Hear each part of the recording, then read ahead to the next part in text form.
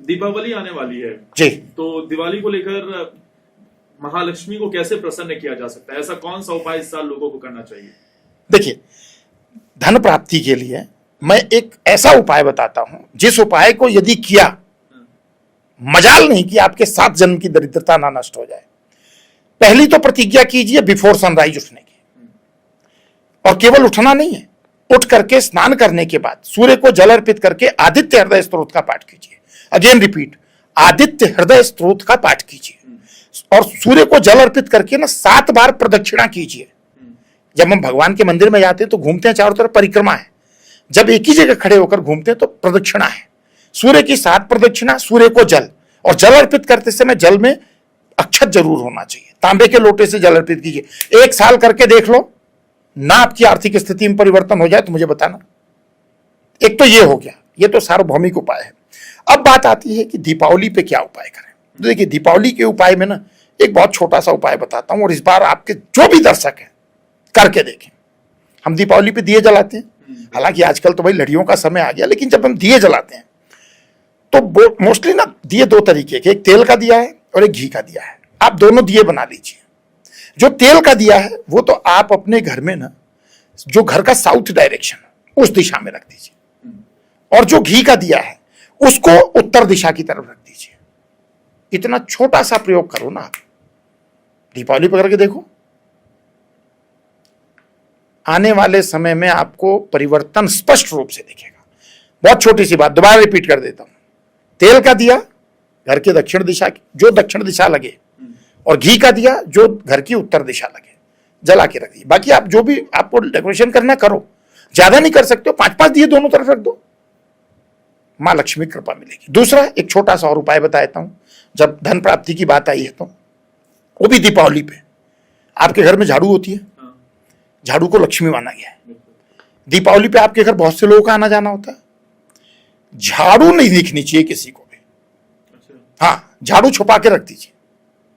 दीपावली की सुबह झाड़ू पर थोड़ा सा गंगा जल छिड़किए, हल्दी और चावल अर्पित कर दीजिए, और उसके बाद उस झाड़ू को पूरे साल अपने घर में इस्तेमाल कीजिए। घर की नेगेटिविटी दूर होगी, जो भी नेगेटिव एनर्जी हो घर में दूर होगी, मां लक्ष्मी का आगमन होगा। बहुत छोटा सा उपाय, और दावे के साथ बोल रहा हूं, करके देखिए, लाभ मिलेगा। ये 2 उपाय तो हम दीपावली के समय पे कर सकते हैं और मैजिकल रिजल्ट ले सकते हैं। इस टाइम पे घरों में कलेश बहुत होता है, घर के कलेश को कैसे शांत किया जा सकता है? देखिए, घर का कलेश अगर पारिवारिक सदस्यों के भीतर है तो बिल्कुल अनुभूत प्रयोग बताऊंगा, और जो भी बताता हूं ना वो ऐसा नहीं है कि कहीं से उठाया कहीं से बता दिया। उनको अपने जीवन में देखा है इफेक्टिव होते हुए। भाई लगभग 25 साल से ऊपर का मेरा एक्सपीरियंस हो गया। जब भी पारिवारिक सदस्यों में कलेश हो तो पहला तो काम यह करो कि अगर सबका डेटा है तो एक बार एस्ट्रोलॉजर को कनेक्ट करो। मत लालच करो कि कंसल्टेशन फीस लेंगे, हम लेते हैं कंसल्टेशन। मैं आपके पॉडकास्ट पे खुलेआम बोल रहा हूं, फ्री कंसल्टेशन नहीं देते हैं, लेकिन जो कंसल्टेशन लेंगे वो जीवन में उपयोगी होगा। जो आप लोग जो समय बिताएंगे हमारे साथ व्यर्थ नहीं जाएगा। अब ग्रह कलेश दूर करने के लिए सिंपल एक उपाय बताता हूं। बाकी तो वैसे सभी की कुंडली रीड होनी चाहिए, क्योंकि पहले देखना पड़ेगा किसकी एनर्जी कैसी चल रही है। लेकिन आप नहीं करना चाहते हो, एक छोटा सा प्रयोग करके देखो। अपने घर के भीतर, जो घर का पूजा घर है, एक सिद्ध गौरी शंकर रुद्राक्ष घर के पूजा घर में स्थापित कर दो, और नित्य प्रति उसको धूप दीप करो। दोनों हाथ जोड़ करके प्रार्थना करो, अर्धनारीश्वर स्तोत्र का पाठ करो। गारंटी से आपके घर में पारिवारिक सदस्यों का क्लेश कम होना शुरू हो जाएगा। अनुभूत प्रयोग बता रहा हूं, कोई मतलब ये नहीं कोई टोना टोटका है, कोई कहीं से उठा के बता दिया। गौरी शंकर रुद्राक्ष से अब एक क्वेश्चन बन सकता है, क्यों? गौरी शंकर रुद्राक्ष नैसर्गिक रूप से 2 ऐसे रुद्राक्ष होते हैं जो आपस में मिले होते हैं। ये भगवान अर्धनारीश्वर का प्रतीक, अर्धनारीश्वर माने पुरुष और स्त्री मिलकर पूर्ण होते हैं। तो जब ये रुद्राक्ष रहता है ना, तो घर के लोगों की मेंटेलिटी आपस में मैच करती है। तो इसका उपयोग कर सकते हैं, ग्रह कलेश दूर होगा, 100% दूर होगा, कोई डाउट ही नहीं। आजकल ये देखने को मिलता है कि किसी को अचानक से हार्ट अटैक आया, उसकी मृत्यु हो गई, किसी बच्चे तक की मृत्यु हो गई जी। मैं समझना चाहता हूँ ये अकाल मृत्यु योग क्या है? क्या जो ये घटनाएं हो रही हैं ये क्या अकाल मृत्यु में आती हैं? देखिए, आकस्मिक तो कोई भी मृत्यु होगी अगर दुर्घटना की वजह से, तो वो अकाल मृत्यु ही है। और अकाल मृत्यु के योग ज्योतिष में मतलब जन्म कुंडली देखने पर, जैसे आप सुने होंगे एक टर्म्स एस्ट्रोलॉजर बहुत बोलते हैं, बालारिष्ट योग चंद्रमा की वजह से बनता है, जिसमें बाल्यावस्था में बालक की मृत्यु हो जाती है। या कुछ होता है भाई, एक पार्टिकुलर टाइम पीरियड पर आपकी मार्केस की दशा चलेगी, तो उस समय पर अकाल मृत्यु हो सकती है। तो ऐसे ज्योतिष में मतलब पता लगता है कि अकाल मृत्यु हो सकती है। जैसे अभी आपने एक बड़ी सेलिब्रिटी की देखी होगी कि क्या नाम था, जरी वाला नाम, सैफ अली जरी वाला, अकाल मृत्यु हुई। अष्टम भाव में देखेंगे तो इस प्रकार के ग्रह योग बने थे। अकाल मृत्यु योग है तो इस दशा से बचा कैसे जा सकता है? देखिए, अब एक बात, हाँ, क्या करना चाहिए जिससे आप इसके दुष्प्रभाव को नियंत्रित कर सकते हो, वो मैं आपको बताता हूँ। हालांकि अंतिम चाबी मतलब परमात्मा के हाथ में होती है, लेकिन आप क्या कर सकते हो, दो चीजें बताऊंगा आपको, बहुत छोटी सी, और ये ना आपके दर्शकों के बहुत काम आने वाली है। तो जो इसने भी यहां तक हमारे साथ सफर तय किया है, अब ये पॉइंट बहुत इंपॉर्टेंट है। सबसे पहला तो एक शास्त्रों में जो कहा गया है कि जिस घर में भी महामृत्युंजय मंत्र की एक माला का जाप रोज होता है, उस घर में अकाल मृत्यु होती ही नहीं। ओम त्र्यंबकम यजामहे सुगंधिम पुष्टिवर्धनम उर्वारुकमिव बंधनात् मृत्यु और मोक्षयमामृतात्। रुद्राक्ष की 5 मुखी रुद्राक्ष की माला लेके एक माला 108 बार पूरी श्रद्धा के साथ करें, तो आप इसको निरंतर करेंगे तो जब भी वैसा समय आएगा, मार्केस की दशा आएगी, तो डेफिनेटली आपको उसका बेनिफिट मिलेगा। एक तो ये कर सकते हैं। दूसरा, हमारे जीवन में अकाल मृत्यु से बचने का ना सबसे बड़ा साधन तो हमारे धर्म ग्रंथों ने दे रखा है, और हम उसको पहचानते ही नहीं है। सनातनी लोगों में भगवान का मतलब क्या? भगवान का मतलब है, आप अगर देखें तो भगवान राम, भगवान कृष्ण, ये भगवान है। ठाकुर जी के रूप में, शालिग्राम के रूप में इनकी आराधना होती है। लगभग हर जो जागरूक सनातनी, उसके घर में भगवान शालिग्राम की सेवा होती है। और शालिग्राम जी का रोज अभिषेक होता है स्नान करा करके। जो स्नान कराने के बाद जो चरणोदक बचता है उनका, स्नान करने के बाद एक श्लोक आता है, अकाल मृत्यु हरणम सर्व व्याधि विनाशनम विष्णु पदोदकम तीर्थम जठरे धाराम्याम। ठाकुर जी को भाव के साथ स्नान कराइए, तुलसी पत्र डाल करके जो चरणोदक बचा उसको ग्रहण कीजिए, इसी श्लोक का उच्चारण करते हुए। अगेन रिपीट कर देता हूं, अकाल मृत्यु हरणम सर्व व्याधि विनाशनम विष्णु पदोदकम तीर्थ जठरे धाराम्याम।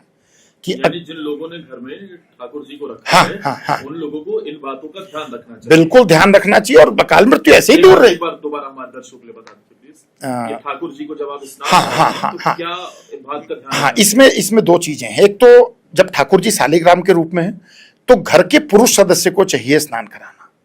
अब आपको स्त्री क्यों नहीं? तो देखिए, स्त्री को एक तो महीने की कुछ समय ऐसा होता है जब नहीं करना चाहिए। दूसरा क्या है, ठाकुर जी की प्रियतमा तुलसी जी है, वो नहीं चाहती कि कोई दूसरी स्त्री हाथ लगाए, है ना। शालिग्राम जी को तुलसी बहुत प्रिय है। तो जो घर का पुरुष सदस्य है वो ठाकुर जी का अभिषेक करे अपने भाव के अनुसार। गृहस्थ के लिए कोई नियम नहीं है।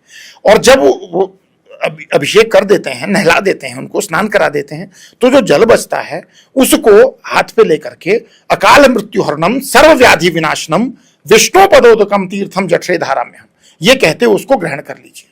उसमें तुलसी दल ऑलरेडी रहता है, तो आपके जीवन में अकाल मृत्यु होगी ही नहीं। और होगा भी अगर कोई ऐसा योग तो टलेगा, क्यों? भगवान ही टाल सकते हैं।